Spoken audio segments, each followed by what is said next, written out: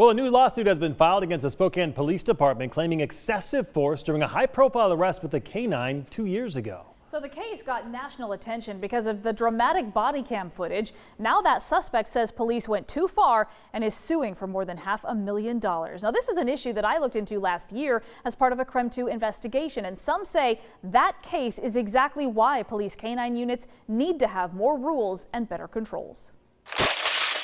A controversial arrest that continues to haunt the Spokane Police Department. He's running. Back in February of 2019, Lucas Ellerman led police on a chase after they tried to pull him over for a traffic stop. I got a pistol. Once stopped, he initially told officers he had a gun and refused to get out of the truck.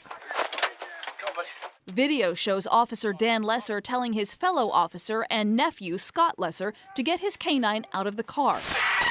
And as the suspect says he's coming out, the dog is then lifted into the vehicle.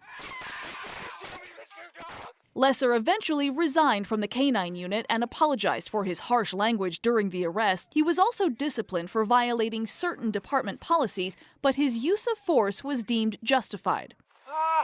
Now, Lucas Ellerman, who is still behind bars on a 5.5-year sentence in Airway Heights, is suing the 2 officers involved and the city of Spokane. Documents show he claims rather than taking a position of distance as trained, Officer Dan Lesser moved to the truck's driver's side window and smashed it with a baton, then pointing his firearm at Ellerman, threatening to shoot and kill him. Records go on to state the officer deployed the canine into the truck window even after Ellerman told them he was coming out and to please not release the dog. The court documents claim Canine Murphy bit Ellerman several times, causing severe injuries, and then continued to bite him as the officers drug Ellerman out of the vehicle and again while he was on the ground. Ellerman also claims Officer Scott Lesser punched him repeatedly in the head and neck, causing additional injury. Last year, as part of my investigation into the use of police canines, City Council President Brienne Beggs told me the Lesser incident demonstrates a need for tighter controls on the use of police dogs. And the reason I got into this is because the department said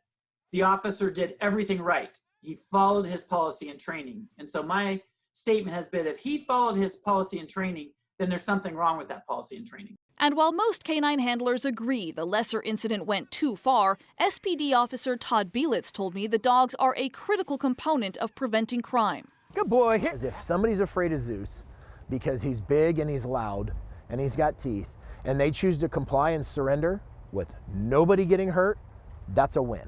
That's a win for everybody. Since 2017, SPD says there have been no accidental bites or unintentional injuries caused by its canines. There were 2 complaints against the department that were paid out in 2018, each seeking $500,000 in damages. Both were filed by the same person and were eventually settled with a total payout of just over $12,000. This latest lawsuit is asking for $650,000 in damages.